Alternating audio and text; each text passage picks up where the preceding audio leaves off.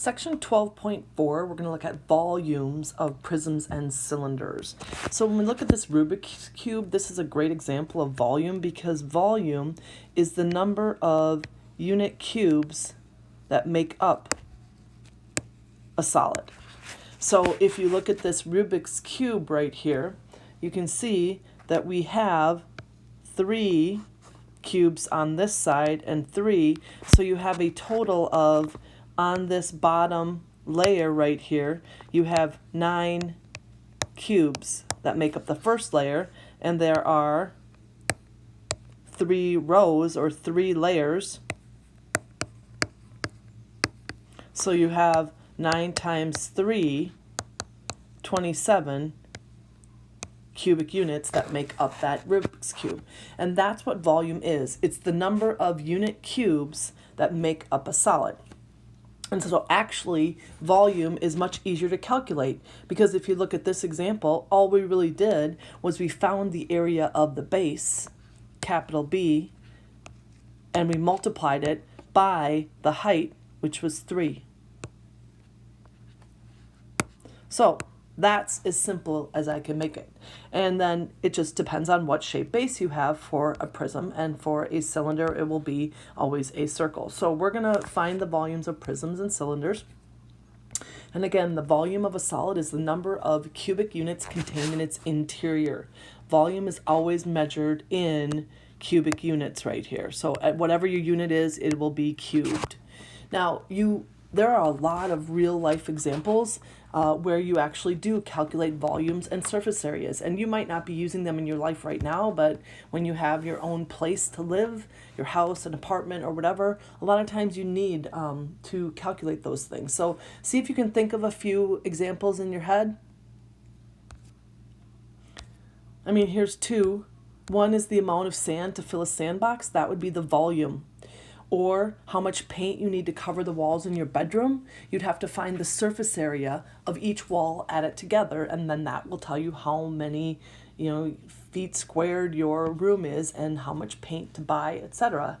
And you certainly want to have enough, but not too much of those things because it's a pain to return, or if in the middle of a project you have to go and get some more, that can also be a pain. So the volume of a cube. Okay, we are going to find, again, I'm just going to keep reverting back to, we have the area of the base times the height. It's just that the base here is a square, so we have side times side, and then the height is also the same, so you get area of the base is side times side, plus the height is also a side, so that's where you get the volume is side cubed.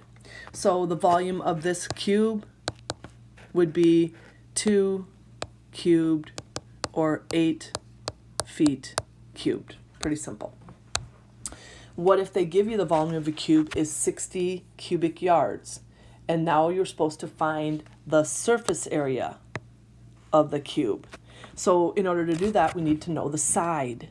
So if we look at our cube, we know the volume is equal to the side cubed. So we know 60 is equal to the side cubed. So to solve this, I have to take the cube root now of 60.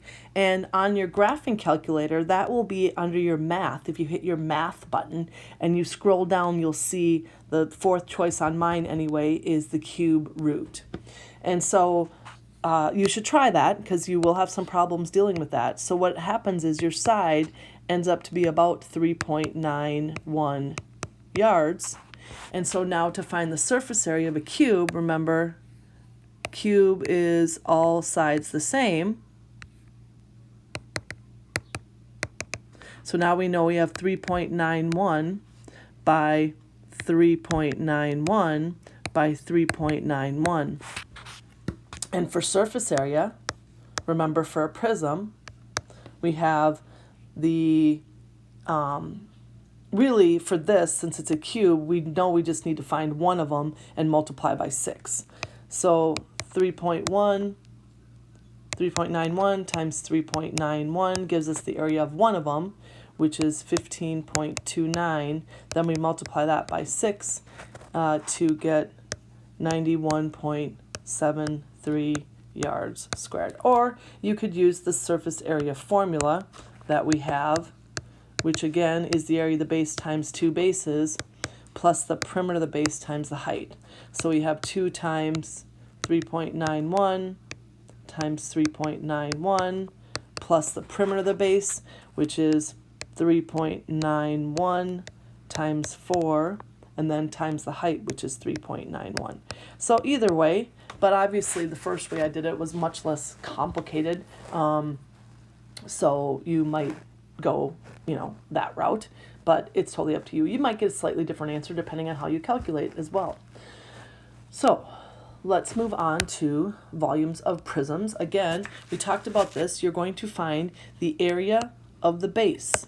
So you're going to find out what is the area of that base, and then that's how many unit cubes fit on that bottom layer. And then you're going to multiply that by the height, and that gives you how many rows or layers you have. And that's what we're really doing here.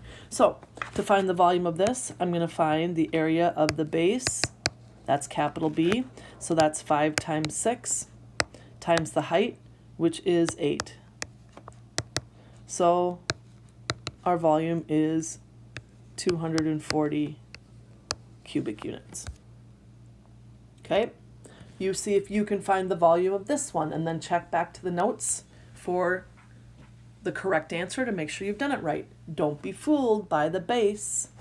I'll give you a hint. This is the base.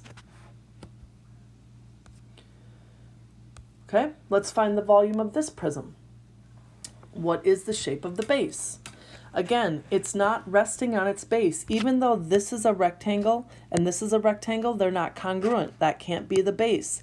The bases in a prism have to be congruent and parallel. So what we have for the base is we have this. Front is the base and then the back. So it's a trapezoidal prism. So our volume is the area of the base times the height, and my base is a trapezoid. So the formula I'm going to need is 1/2 base 1 plus base 2 times the height of the trapezoid. And then I'm going to multiply that by the height of the actual prism. So 1/2, one of my bases is 9, the other is 6. The height of my trapezoid is 7. Now I'm going to multiply that by the height of my prism, and the height of my prism is 4.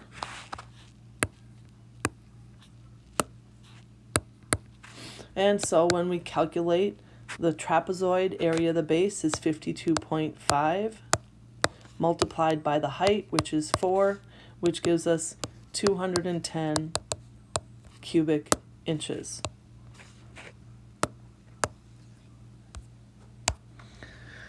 All right, now we have another one.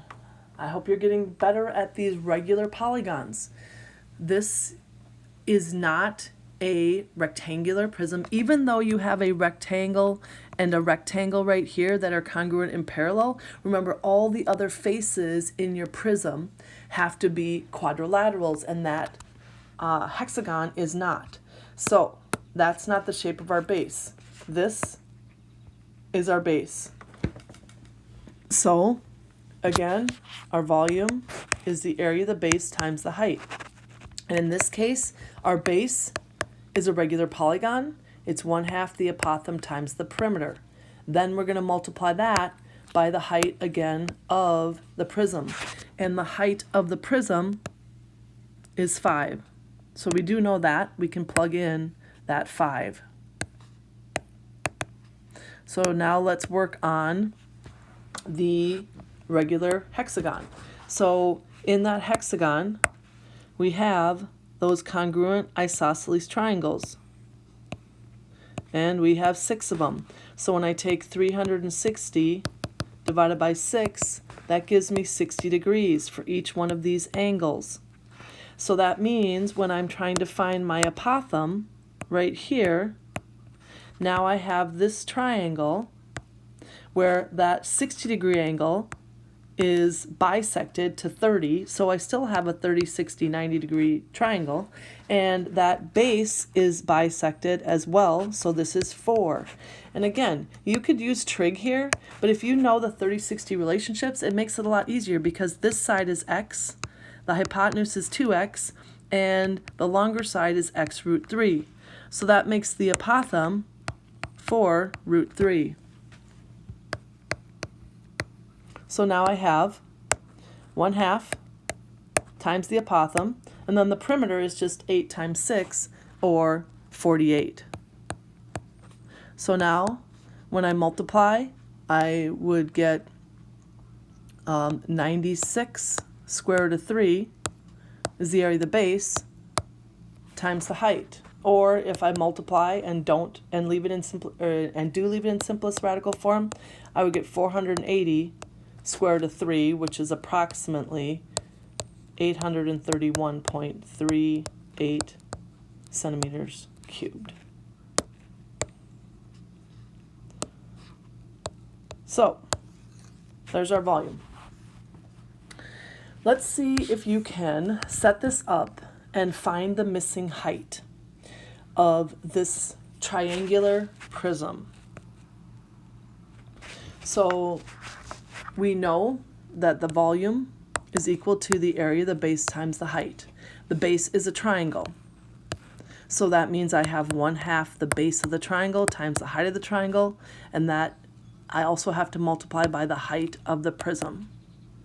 I know the volume is equal to 360 square feet. So now I also know here this height, and this is the height right here. That's what I'm trying to find. So do I know any of the other pieces for my formula or for my triangular base? I have 1/2. The base of the triangle I don't know, but I do know the height of the triangle is 8, and then I'm trying to find x. And I can use the Pythagorean theorem because this is 17. So what I have is that triangular base, right triangle. So now I can take 17 squared is equal to 8 squared plus y squared, or b squared. And that gives me, my value is 15. So now I can plug 15 in there. And so now I get 360 equals 60x. So x equals 60 feet. All right, let's talk cylinders. The good news is that you can still think about finding the area of this base. You can figure out how many unit cubes fit on that bottom layer. And we do that simply by finding the area of that circle, which is pi r squared. So we still have our general formula as area of the base times the height. It's just that in a cylinder, our base shape does not change. It will always be a circle, so pi r squared. So if I'm finding the volume of this cylinder, area of the base times the height, I'm going to take pi times my radius squared times the height. So my volume is 98 pi centimeters cubed, or approximately 307.88 centimeters cubed. So there is the volume. So it's pretty simple. Let's try one again where we work backwards. See if you can set this up, and then start the video again and listen to the explanation. The volume of a right cylinder is 3,600 pi centimeters cubed, and the height is 16. Find the radius.